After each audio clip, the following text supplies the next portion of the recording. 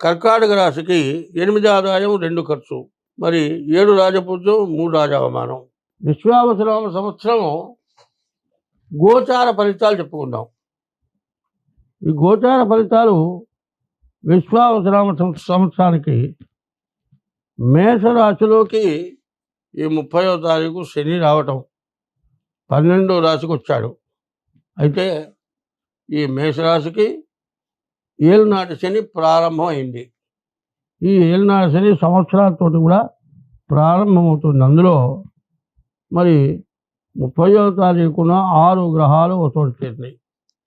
షడ్గ్రహ కూటమి కాబట్టి ద్వాదశాంతో వ్యయోరిప, ద్వాదశంలో ఎక్కువ ఖర్చులు ఉంటాయని చెప్పి ఉన్నది.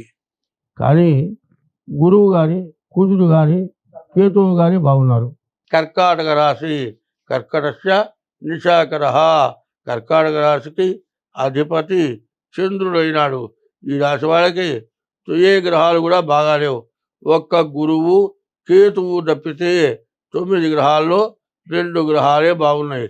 మిగతా గ్రహాలు ఏమీ బాగాలేవు. ఈ రాశి వాళ్ళు మరి లగ్నరీత్యా పుట్టిన జన్మ లగ్నరీత్యా జాతకం చూపించుకోవాలి. కాబట్టి ఈ రాశి వాళ్ళు సంవత్సరం ప్రారంభం నుంచి కూడా సమస్యలు ఎక్కువ కావటానికి అవకాశాలు కనబడుతున్నాయి. కాబట్టి ఇందులో చదువుకునే పిల్లలకి, ఉద్యోగం చేసుకునే వాళ్ళకి తప్పితే మిగతా వాళ్ళకి ఎవ్వరికి కూడా పూర్తిగా బాగాలేరు. సింహరాశికి 11 ఆదాయం 11 ఖర్చు, రాజపూజ్యం 3 రాజావమానం 3. సింహరాశి, ఈ సింహరాశికి అధిపతి సూర్యుడు. ఈ సింహరాశికి అష్టమంలోకి శని వచ్చాడు. ఈ అష్టమంలో శని ప్రాణకంటకుడు, ప్రాణం తీసేటువంటి వాడు. ఎట్లా ప్రాణం తీసేటువంటి స్థితి ఉంటుంది. మనం గడప దాటి అడిగేద్దామని బయలుదేరాం. కాలు పైకి ఎత్తి అవతలకి వేస్తున్నాం అనుకొని ఆ గడపకే కాలు తగిలితే బోర్ల పడతాం. బోర్లబడి తలకాయ కూడా పగలొచ్చు. కానీ కాలు గడపకి తగలాలనే ఉద్దేశంతో మాత్రం కాలు ఎత్తలే. గడప దాటటానికి ఎత్తావు. కానీ ఆ ఎత్తిన కాలు గడపకి సమానంగా వచ్చి తగిలి నువ్వు బోర్లబడి తలకాయ పగులుతుంది. అట్లా అనుకోనివి జరుగుతాయి. అంటే నువ్వు కావాలని చేసుకోలేదుగా, గడప దాడదామని అడిగేశావు. కానీ నీ గ్రహస్థితి బాగుండకపోవటం వల్ల గడప తగిలి పడి తలకాయ పోగటము ఇట్లాంటి సమస్యలు బాగా రావటానికి అష్టమ శని వల్ల ప్రాణకంటకుడు, ప్రాణం తీసిన పని జరుగుతుంది.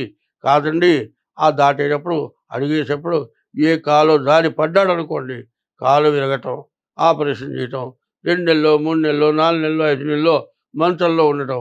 చదువుకునే వాళ్ళకి చదువు పాడైపోతుంది. మరి వ్యాపారం చేసుకునే వాళ్ళకి ఇంట్లో 4 నెలలు ఉంటే వ్యాపారం చెడిపోతుంది. ఉద్యోగం చేసుకునే వాళ్ళకి కూడా మరి లీవ్ ఎట్లా ఇస్తారు? జీతం నష్టం మీద లీవ్ ఇస్తారు. ఇటువంటి వాటి వల్ల ఖర్చు ఏమో ఎక్కువ, ఆదాయం అసలు ఉండదు. కాబట్టి దీనివల్ల చాలా నష్టాలు కష్టాలు ఎక్కువగా ఉన్నాయి. కాబట్టి ఈ సింహరాశి వాళ్ళు కూడా జాగ్రత్తగా జాతకం చూపించుకోవడం చాలా అవసరం. ఈ రాశి వాళ్ళు చాలా కష్టాలు పడతారు, అది మాత్రం గుర్తుపెట్టుకోండి.